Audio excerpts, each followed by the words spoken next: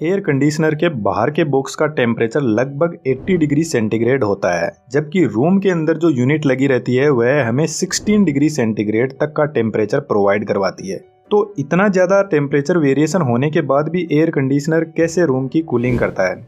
AC में बाहर की यूनिट को कंडेंसर बोलते हैं। कंडेंसर का बेसिक मीनिंग होता है जो गैस को कूल करके लिक्विड में बदलता है। एसी में मेनली 4 ही यूनिट होती है जो मिलकर कूलिंग का काम करते हैं। सबसे पहले कंप्रेसर का काम शुरू होता है। कंप्रेसर के अंदर एक गैस भरी रहती है जिसका नाम है HCFC और इसी गैस को रेफ्रिजरेंट भी बोलते हैं। जिस तरीके से कार के इंजन में पिस्टन काम करते हैं उसी तरीके से कंप्रेसर रेफ्रिजरेंट को पंप करता है। जब कंप्रेसर रेफ्रिजरेंट को पंप करता है तो इसका प्रेशर इंक्रीज हो जाता है और प्रेशर से इस गैस का टेम्परेचर भी 80 डिग्री सेंटीग्रेड तक पहुंच जाता है। तो इस हाई टेम्परेचर रेफ्रिजरेंट को कूल डाउन करने के लिए यह कंडेंसर यूनिट के पास में जाता है, जिसको हम हीट एक्सचेंजर भी बोलते हैं। कंडेंसर यूनिट के अंदर इस टाइप की कॉपर पाइप लगी रहती है जिनको कोयल बोलते हैं और इन्हीं कोयल से रेफ्रिजरेंट फ्लो करता है। रेफ्रिजरेंट के अंदर की हीट को बाहर निकालने के लिए फैन लगा रहता है जो कॉपर पाइप से रेफ्रिजरेंट की हीट को एब्जॉर्ब करके बाहर की तरफ फेंकता है और इसी वजह से कंडेंसर यूनिट का टेम्परेचर एनवायरनमेंट के टेम्परेचर से लगभग डबल होता है। रेफ्रिजरेंट जब कंडेंसर से बाहर निकलता है तो लिक्विड में बदल जाता है और इसका टेम्परेचर 50 डिग्री सेंटीग्रेड तक डाउन हो जाता है। जब गैस हीट लूज करती है तो इसकी काइनेटिक एनर्जी वीक हो जाती है जिससे यह लिक्विड में कन्वर्ट हो जाती है और इसके विपरीत जब लिक्विड हीट एब्जॉर्ब करता है तो वह इवेपोरेट हो जाता है जिसकी काइनेटिक एनर्जी हाई होती है।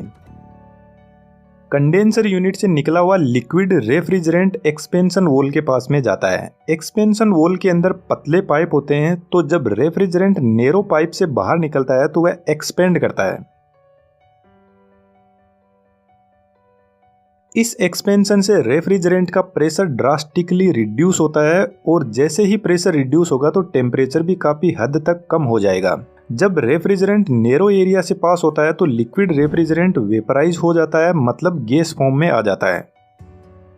एक्सपेंशन वॉल वाटर स्प्रे की तरह काम करता है। वाटर स्प्रे में जब पानी बाहर निकलता है तो बहुत ही नैरो साइज्ड ओपनिंग से बाहर निकलता है और जब ये छोटी छोटी वाटर ड्रॉप्स हवा में ट्रेवल करती है तो काफ़ी ज़्यादा ठंडी हो जाती है।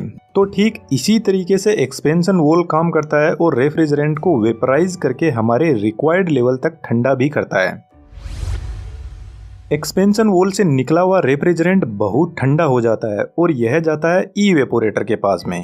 इवेपोरेटर एसी का ही एक यूनिट होता है जो रूम के अंदर लगा रहता है। इसमें भी एक कोयल लगी रहती है जिसके अंदर रेफ्रिजरेंट फ्लो करता है। इवेपोरेटर की कोयल बहुत ठंडी होती है जो रूम के अंदर की गर्मी को सोख लेती है। कोयल के बीच में एक सिलेंड्रिकल फैन लगा रहता है जो इस कोयल की कूलिंग को रूम के अंदर स्प्रेड करता है। इवेपोरेटर कोयल जब रूम की हीट को एब्जॉर्ब करती है तो इसके चारों तरफ पानी की ड्रॉप्स इकट्ठा हो जाती है जिनको एक पाइप से बाहर की तरफ निकाल दिया जाता है। यह ठीक उसी तरीके से काम करता है जब हम फ्रिज से निकाला हुआ ठंडा पानी गिलास में डालते हैं तो उसके चारों तरफ पानी की बूंदें इकट्ठा हो जाती है और ऐसे ही इवेपोरेटर कोयल में होता है जिसके पानी को बाहर निकाल दिया जाता है। इवेपोरेटर की जो हीट एब्जॉर्ब कैपेसिटी होती है उसी को एसी का टन बोलते हैं। 1 टन के एसी की पावर कंजम्पशन 3500 वाट की होती है। एसी का कंप्रेसर सिर्फ गैस को ही पंप कर सकता है। यदि उसके अंदर एक भी पानी की बूंद आ गई तो वह खराब हो जाएगा। इसलिए हमें बहुत ज्यादा ध्यान देने की जरूरत है कि जब इवेपोरेटर से रेफ्रिजरेंट बाहर निकलता है तो वह वेपराइज्ड फॉर्म में ही कंप्रेसर के पास में जाए। एक्सपेंशन वॉल को इवेपोरेटर कोयल के पास में कोयल से पहले लगाया जाता है जो रेफ्रिजरेंट को वापस लिक्विड से वेपराइज्ड करता है।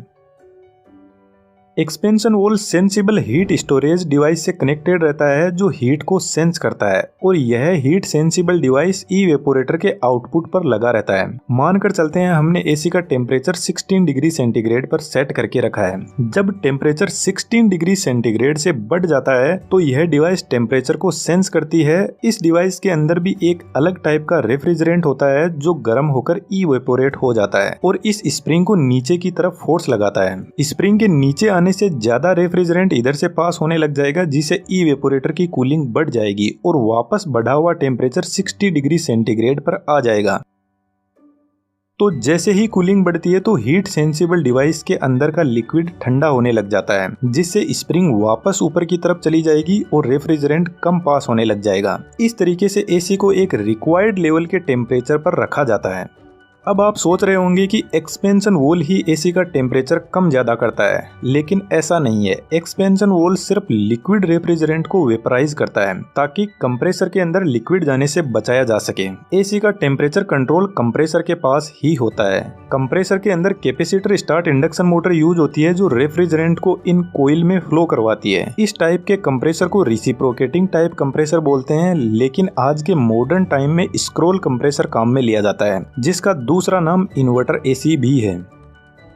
इस कंप्रेसर के अंदर कुछ इस टाइप से गैस एंटर होती है और ऐसे घूमते घूमते सेंटर पॉइंट से आकर आगे की तरफ पाइप्स में जाती रहती है। यह कंप्रेसर एसी की एफिशिएंसी इंक्रीज करता है और पावर कंजम्पशन को भी रिड्यूस करता है। जब हम एसी के टेम्परेचर को कम ज्यादा करते हैं तो एक्चुअल में कंप्रेसर की मोटर की स्पीड को हम कंट्रोल कर रहे होते हैं। जब हम टेम्परेचर 30 डिग्री सेंटीग्रेड पर सेट करके रखते हैं तो मोटर की स्पीड कम होगी, जिससे कंप्रेसर कम गैस को पंप कर पाएगा, जिसका रिजल्ट लो कूलिंग होता है। इन्वर्टर एसी के कंप्रेसर की स्पीड को कंट्रोल करना आसान होता है, जबकि नॉन इन्वर्टर एसी का कंप्रेसर जब रूम का टेम्परेचर रिक्वायर्ड लेवल पर पहुंच जाता है तो कंप्रेसर बंद हो जाता है और जैसे ही रूम टेम्परेचर बढ़ता है तो कंप्रेसर वापस फुल पावर के साथ में ऑन हो जाता है। लेकिन इन्वर्टर एसी का कंप्रेसर रिक्वायर्ड लेवल पर पहुंचने के बाद बंद नहीं होता है, बस अपनी पावर को रिड्यूस कर देता है और कंटिन्यूअसली चलता रहता है। इन दोनों ग्राफ में आप देख सकते हो कि यह दोनों कंप्रेसर किस तरीके से काम करते हैं।